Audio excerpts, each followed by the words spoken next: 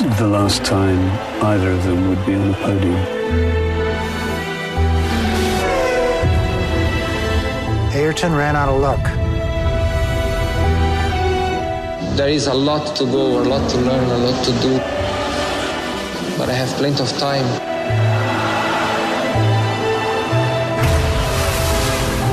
Pure driving, real racing. That makes me happy.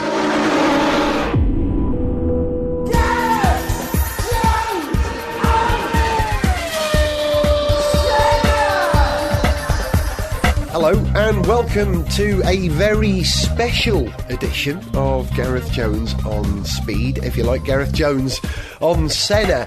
If you're a motor racing fan, and I rather suspect if you're listening to this podcast you probably are, you'll be aware that there is a new movie out, a documentary about Brazilian racing driver, 3 times world champion Ayrton Senna. It's on general release from June the 3rd. I was lucky enough to go and see a preview of this film a couple of weeks ago with the man who's standing next to me now, Zog.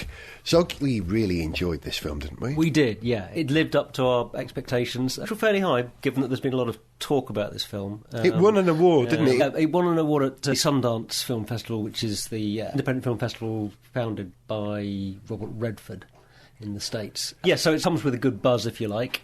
Those that don't know anything about it, it's a feature-length documentary about Senna, made rather in the style of something like For All Mankind, in that it's all period footage, mostly television footage, for the picture, and the soundtrack is entirely recollections of people who were involved at the time, people he knew and people that were involved in the story. I think we should say no more at this stage other than play you a clip. This is the trailer for the movie. Oh my goodness, this is fantastic! I think we are watching the arrival of Ayrton Senna, a truly staggering talent. Ayrton Senna, go Brasil!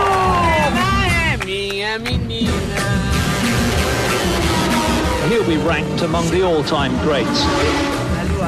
How do you feel about being world champion?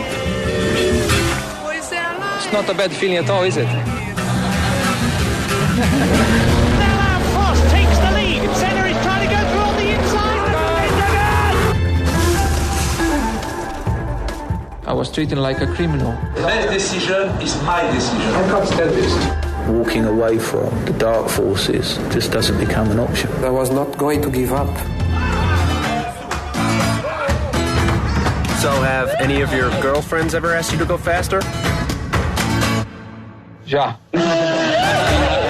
There was an energy, a force, a spirit. It was electrifying. In that trailer there, I think you get an idea of the kind of atmosphere that this movie generates. You know, the soundtrack of Murray Walker, James Hunt, Jackie Stewart, Ron Dennis. These are all people who were intimately involved with Formula One at the time and knew Senna. To hear them speaking about him intelligently and honestly, and also excitedly, because I think that that's the thing, that Senna generated excitement simply on his debut. Was it the Tolman? Yeah, that he first appeared in. You know, he made that car go far quicker than it really should have done. And I think it started there. That level of excitement, and there's still a level of excitement, a level of mystery about Senna even today. You know, I don't know if we've beatified him since his death, but he has this sort of otherworldly quality people talk about. Well, it is because of the tragedy of his death and how that happened and how young he was at the time, and inevitably great stars who die young, whether it's Senna or whether it's Ian Curtis, Jimi Hendrix, whoever, you know, ensures that that star burns brightly in the sky for a very long time. Yeah. So Senna does have its extraordinary reputation, and he has a particular place in F1 mythology. This is a film about Senna the man. It does tell you a lot about how he came to be such a great star and why he meant so much to the people of Brazil, why he became such an icon for them, as well as such a hero to motor racing fans around the world. The other thing, though, about this is that, you know, as we're talking about this, it might sound like it's a film that is for F1 nuts, petrol heads, and not really anyone else. And it's absolutely not that. I mean, it's a film that, as we know, because we spoke to a few people after seeing the preview that we saw, a couple of whom were not F1 fans at all. Specifically, there was that one woman who we said to her, did you know about F1 before? No. What do you think of the movie?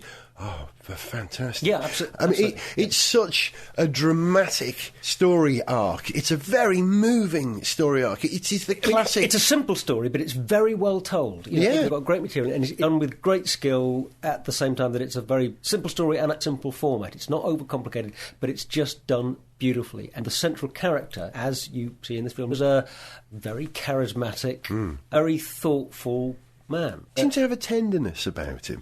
I have to admit, I'll put my hands up. I think I've said this on the programme before. I wasn't a Senna fan. I was a Prost fan. Certainly, I appreciate Senna's unbelievable ability to make a car go quicker than it should. And the fact that he became an icon outside of Formula One. It was a bit like Ali in that respect. I think it's the nearest thing motorsport has ever produced to someone like Muhammad Ali, who becomes famous outside of his sport. Yeah. People who didn't follow Formula One would know who Ayrton Senna was. Yeah. That shows an unbelievable achievement.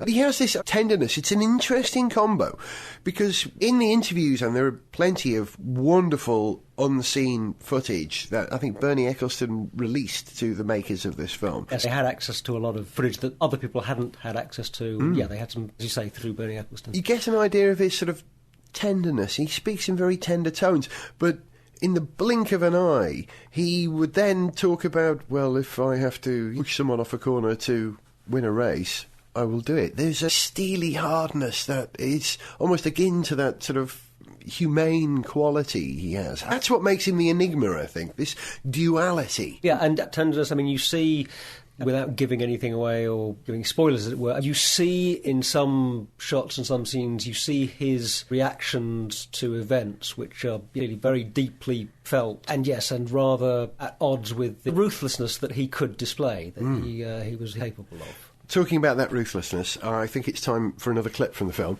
And this is a moment in the movie where Ayrton is confronted by a 3-times world champion and gentleman racing driver and a campaigner for safety, as well as a broadcaster.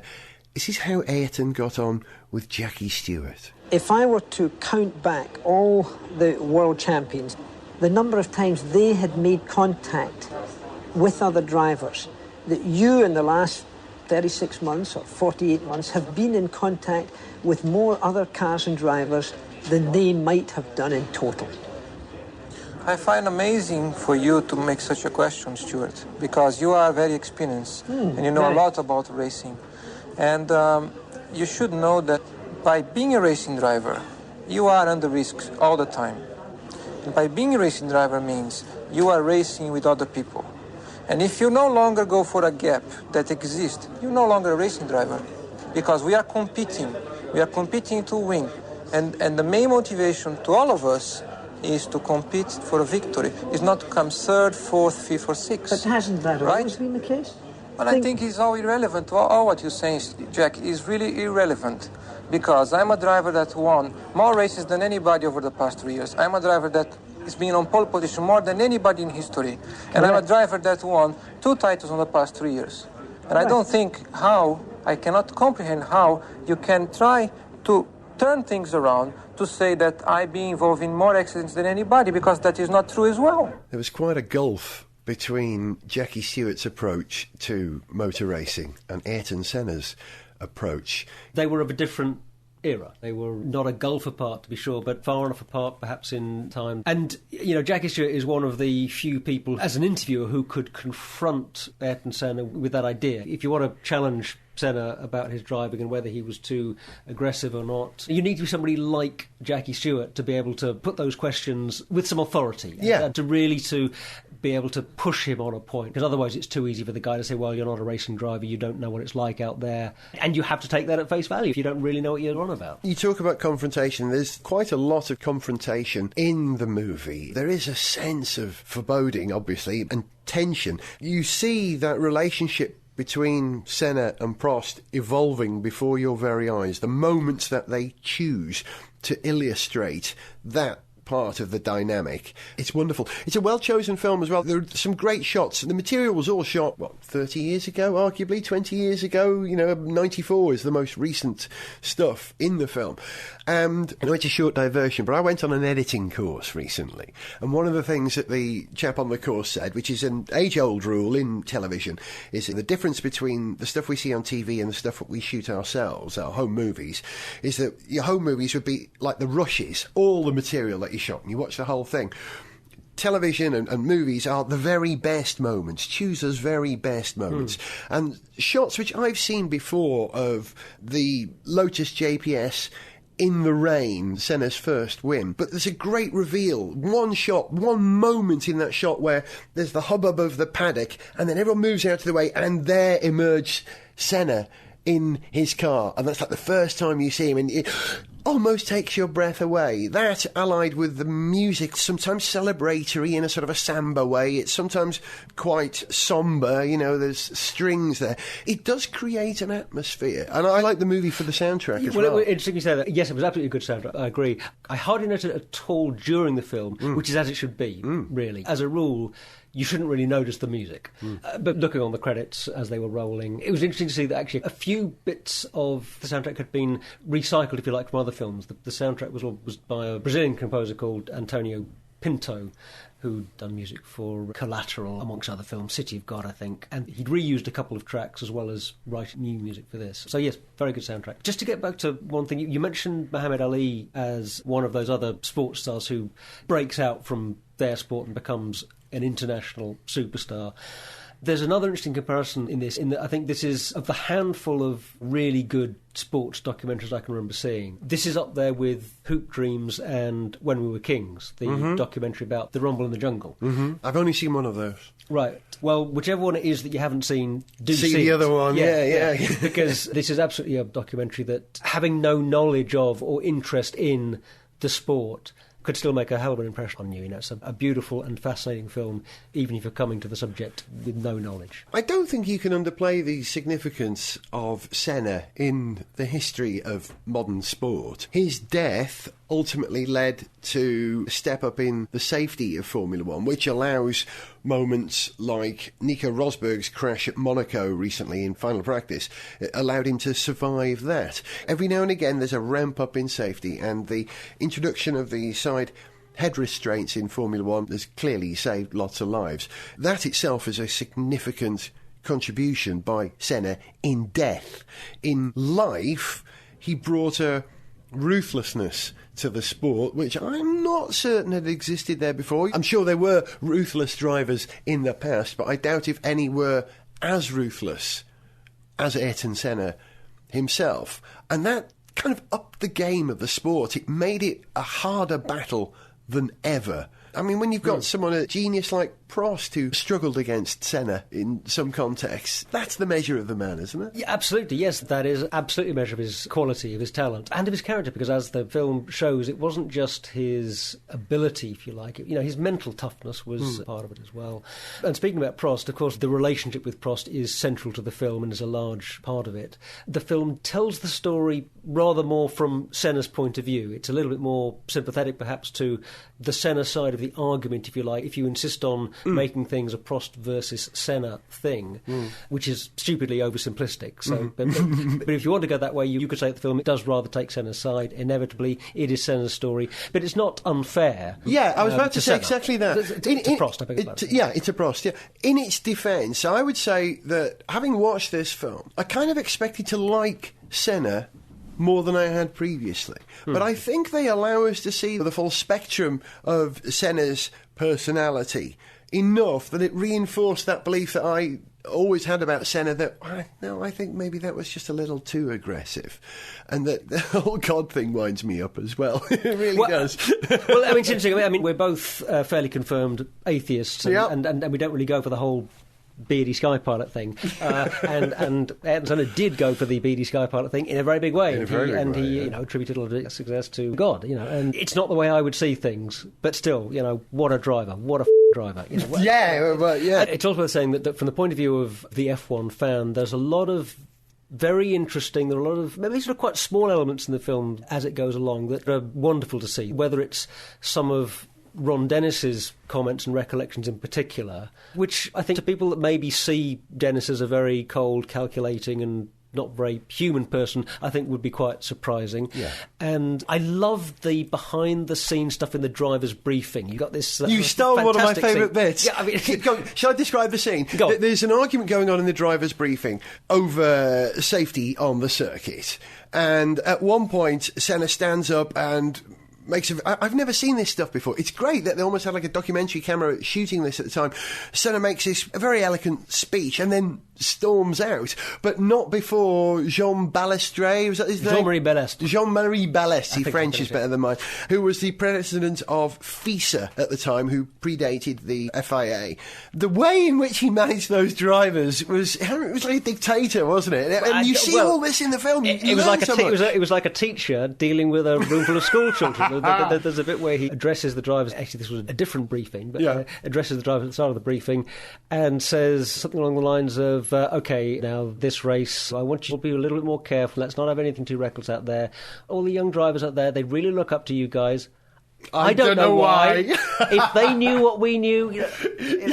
And he's really rather talking down to them like a bunch of irresponsible kids. He's probably right. Probably right. Yeah. But although Balestre does come out as rather one of the villains of the piece, if you like, which by all the accounts that I've read of the period is pretty fair. Yeah. Well, it was written, as I understand, the screenplay for the film was written by a chap called Manish Pandey, who is an F1 fan. He's steeped in the knowledge of it. And in fact, the producer, James Gay Rees, his father was an account executive for John Player cigarettes, and so had spent some time there's a bit of shooting Senna in the past. So, he's steeped in the history and the connections with the family. But listen, talking about connections with Senna, it's all very well as making judgments about a man who we've frankly never met or even see race live ourselves in person. So I thought it was only fair that for this programme I ought to interview a friend of mine who is someone I've worked with as well, and not only worked with Senna in motorsport as a broadcaster and a journalist, but is also someone who very briefly raced against him. I'm talking about former McLaren Formula One driver John Watson. Well, it's such a long time now. I mean, you have to go back to 1994. That was the last time I spoke to Ayrton. And I can't even remember where it was, whether it was at Imola. Certainly would have seen him there as I was working as a broadcaster for Eurosport. Whether we spoke or not, I don't know. As someone who knew him, would you say that the documentary is a fair representation of the man you knew, or is it a version of the story? Well, I think it's a version of the story, but I think it's a very good version of the story. I think the team that have put it together have done a very, very impressive job, because it's the way that it's put together, the chronological way it's put together, and it's trying to illustrate and explain the life, the man, the career, the family, the religion, the national pride. I mean, one of the things that came across extremely strongly, and if you think about Brazil as a nation where it is today in an economic platform, it's a very powerful country economically right now. But certainly back starting in the early 80s, middle 80s, it was in a very difficult economic situation. And here was one of Brazil's sons taking on the world in Formula One and winning, and not just winning once, but winning world championship. And he gave that nation enormous pride. And I think that really came through much more than I'd appreciated probably at the time. People talk of Senna's charisma. Did you experience that personally? Well, first of all, I think the growth of television in particular was a great contributor to Ayrton's fame, notoriety in Brazil, but on a global basis. Whereas back in the early 70s, the level of television availability was very much less than it was at the point when Ayrton started. You're saying he was TV friendly? No, I'm not saying that at all. I'm saying that television was friendly to motor racing rather than to any particular individual. Uh-huh. So it happened to be that as television grew and the expanse and the level of coverage developed, then there was more available to the public on a global basis, and of course for the public in Brazil. What was your relationship with him like? I was very lucky to have met him at a very early stage in his career. On one occasion, we were in Austria at a training camp which was run by a great man called Willy Dungal. Ayrton had gone there to do some physical training. I'd gone there to do a physical checkup and some training. So we spent different parts of that period there together. We'd go out on bikes and ride. And I remember one specific occasion where we were riding along in the countryside just outside Vienna, and he was talking about McLaren and about the team and my opinion of the team and I think of Prost, and it was pretty damn clear that Ayrton was looking to move into a team capable of providing him with not just the equipment but the financial backup to ensure that he had always the best equipment. And McLaren was that team. McLaren at that stage in the 80s was the most winning team in Formula One, and it was a great place for him to go, and the time was right for him to go there. And in the course of that conversation, I said the one thing you have to be aware of is that McLaren is Alain Prost's team. Yeah. He has got the heart of the team. He's very close to Ron Dennis. He's even closer to Ron Dennis's business partner, Mansour Roger. And, Alain's got a grip on that team. And any teammate who's been with Alain really over the last 3 or so years has never really had a good chance to be successful. So when you go into the team, I think you've got to just take your time, feel your way, establish your own basis and foundation, and then see where you are. And he turned around and said, no, if I go there, I'm going to go there, and I'm going to dictate the terms. I'm going to up the game physically. I'm going to up the game mentally. I'm going to take Prost and I'm going to hang him out to dry, in effect. I'm going to make that guy scream with pain because what his comfort zone is going to disappear. He changed Formula One. He elevated the psychological games, I think, that drivers play against each other. 2 questions, John. What was it that made Senna such an extraordinarily gifted and competitive individual as a driver, from a driver's point of view? And did he change your approach to motor racing as well as other drivers, would you say? Well, first, let me answer the second question first.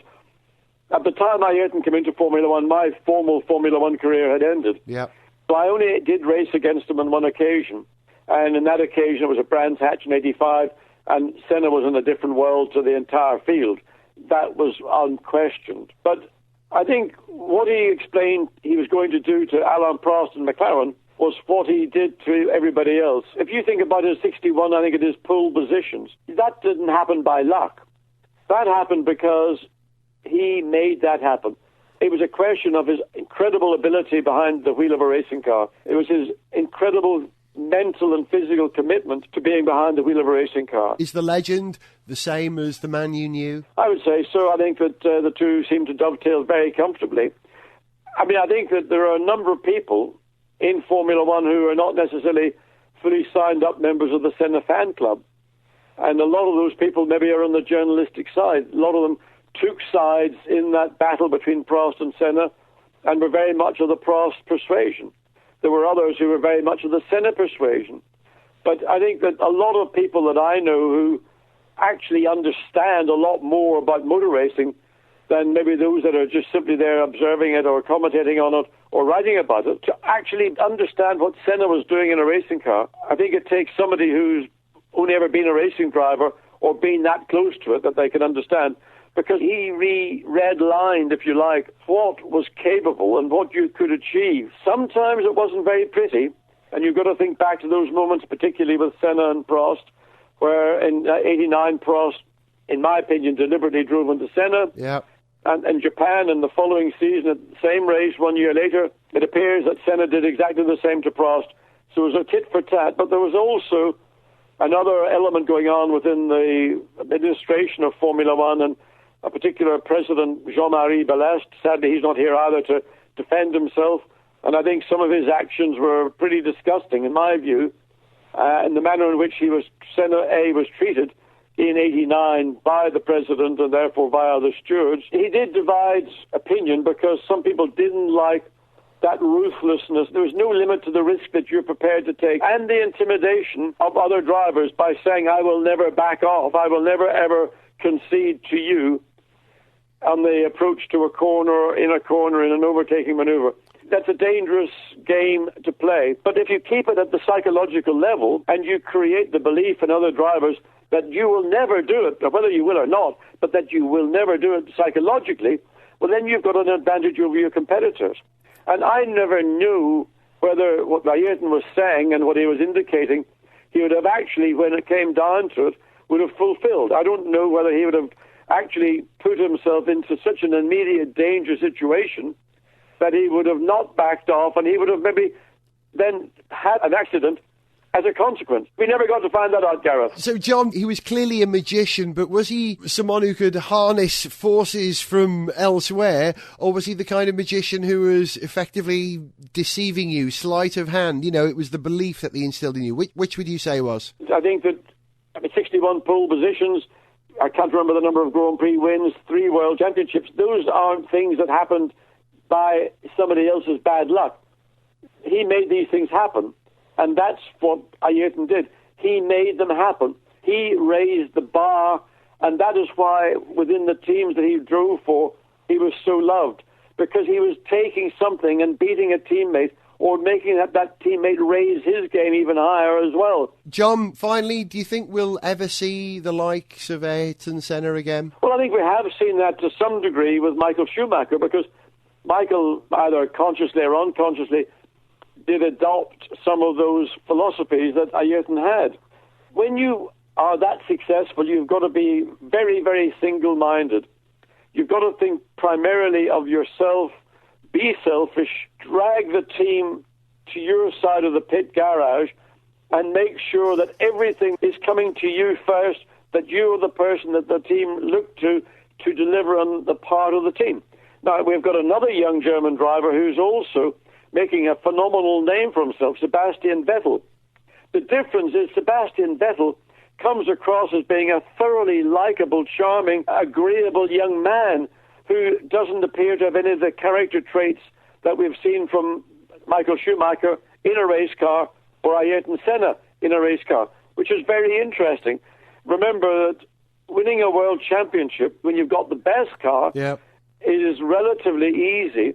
Winning a world championship in a car that is not necessarily the best car is a greater achievement. So you don't need necessarily to win championships and Grand Prix the way that Ayrton or Michael Schumacher did. That was the way that those individuals choose to go about their craft. John, I've seen your ruthless side, but I would always put you on the gentlemanly side of the racing circuit. And I thank you for being such a gentleman and talking to us on the programme. I really appreciate this, John. Thank you. Thank you, Gareth. Gareth Jones on speed.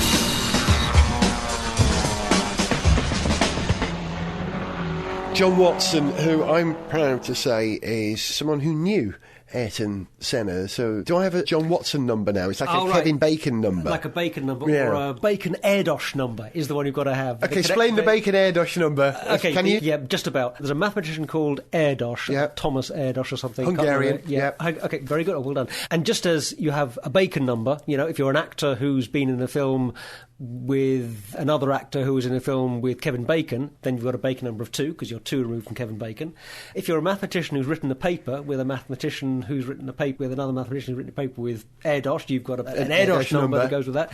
And there are very few people who have, you know, a valid sort of non-infinite Erdos number. I think one of the few is Professor Brian Cox. Oh, really? Yeah. Oh, okay. He actually has a Bacon Erdos number. Okay, in which case he joins company with the actress Danica McKellar, the actress who played the cute little girl in The Wonder Years. Yes. I don't know the character's name, but I know who you mean. Yeah. Well, the actress, I believe, is Danica McKellar. And after her stint as a child actress, she went and studied mathematics, did her master's, and she's written a couple of papers, and so she's got, Bacon Erdos numbers. Well, Professor Brian Cox has a Bacon Erdos number because a paper that he wrote appears in the movie Sunshine. So rather than Professor Brian Cox... Well, he was a consultant. He was a consultant on the movie, wasn't he? So even though he didn't have a speaking part in the film, his paper has a Bacon Erdosh number. And therefore, because I know Brian, I've got a Bacon Erdosh Watson Senna number now, I think. Hey. And listen, we've gone way off topic. Thanks to John for doing that chat. Fascinating stuff, actually. It was really interesting to hear what he said. Absolutely right. You know, he's in a position to think about these things for a very long time. I think John never says things in a big hurry, but he's very clear about what he's trying to say. This film, you said earlier on it reminded you of For All Mankind in that it was structured in a similar sort of way, the voices of the people who went there. My favourite film of all time, For All Mankind. Fantastic film. With the possible exception of Slading Flame. Let's just cut the last 5 seconds. Continue. But I think this film, the movie Senna, for me, reminds me of another film, one of my favourite films as well, and that is the assassination of Jesse James by the coward Robert Ford. Yeah. It's one of those films where you know how it ends. You know what's going to happen in the end, and the whole tension, that sort of the premise of the film is that journey of how you get there, that incredible sense of foreboding. And there is no doubt this film has a terribly sad ending. You know, any death, a real death, is a terribly sad thing to endure.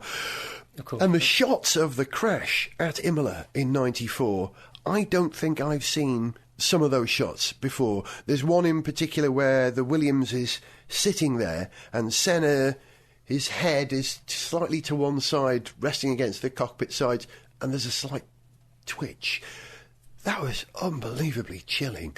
And the moment where his mother and father are at the funeral and Senna's helmet is on his coffin, you know, I was crying my eyes out at that point. And then, again, someone I know, Johnny Herbert, turns up as one of the pallbearers. It brought it very home, very personal for me. Even though I wasn't a Senna fan, I felt the pain of the other racing drivers. But it's not exclusively a sad film. There are some wonderfully happy moments. No, I was going to say, one can make it sound as if it's a very sad movie. And, of course, the story has a tragic ending. It is a very moving film at several points. But that ending in no way overshadows the story. The story that it tells of Senna's life and his progress through F1 is such an inspiring, wonderful, exciting, fascinating story that the ending doesn't overshadow it. You mentioned the assassination of Jesse James. I think maybe something that perhaps is recalling that film in Senna is something to do with the pacing of it, the timing of it, because I think it just has lovely pace. And I think director Asif Kapadia, I think is how you pronounce his name, he's done a beautiful job with this. He's directed dramatic features as well as documentaries, I believe. He's done... The Swordsman was a film? The Warrior. The Warrior was one of his. And he's just clearly a very skilled filmmaker, and this is a beautiful product, and it's one that I'm quite sure our listeners would greatly enjoy. No doubt. And I think it's the kind of film that you can take a mate or a partner along with who isn't interested in Formula One. They'll still get it too. It's a powerful film. OK, we've got to wrap this now, Zog, but I've got a favourite moment in the film. Have you got a favourite moment in the film you want to leave us with? It's actually really hard to pick out a single moment. I thought winning in Brazil, where they're chanting Senna, it's fantastic. Yeah, and the crowd reaction, and it was such an exciting, moving scene for me. So that was certainly one of my favourites. But, you know, give there it are many others. Some more. Senna clattering over the curbs in Monaco in that Tolman to make it go quick. Fantastic. And the Monaco in-car footage in the McLaren, which we've seen before, but crikey, seeing it on a big screen, wow. Yeah, superb.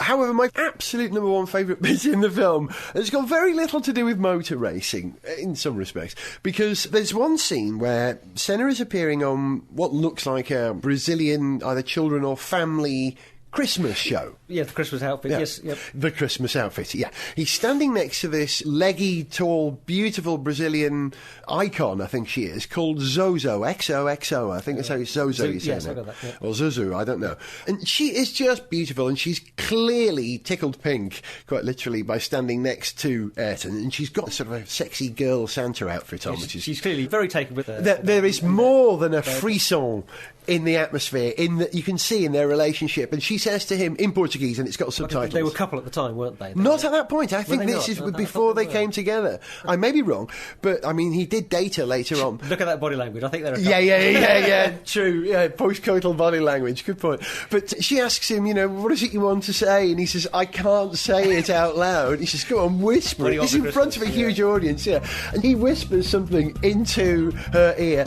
We can only imagine what it was he said, but whatever it was, boy, it's a lovely reaction and a delicious romantic moment in a romantic and tragic story. Really. Superb. That's it for Gareth Jones on Speed. For the moment, you've been listening to Zog. Goodbye. And me, Gareth Jones. We thought we'd cram this as an extra bonus show in for you because our coverage of Le Mans starts in the very next episode of Gareth Jones on Speed. But what we'll do is leave you with another taste of the movie, which goes on general release from June the 3rd. This is Senna. Goodbye. Ayrton Senna is out of his car and out of this race. Ayrton Senna goes out of the lead of the Monaco Grand Prix. Absolutely incredible. He never wanted to beat me. He wanted to humiliate me. He wanted to show the people that he was much stronger, much better. And that was his weakness.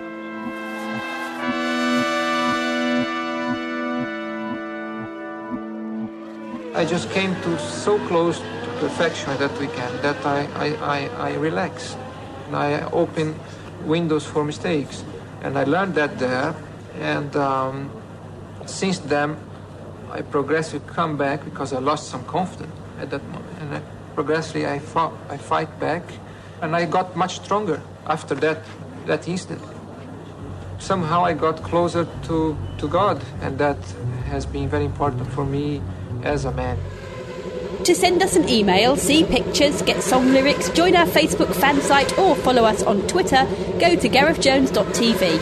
Gareth Jones on Speed is made in London by Whiz Bang. Gareth Jones on Speed! Ayrton has a small problem. He thinks that he can't kill himself because he believes in God and things like this, and I think that's very dangerous for the other drivers.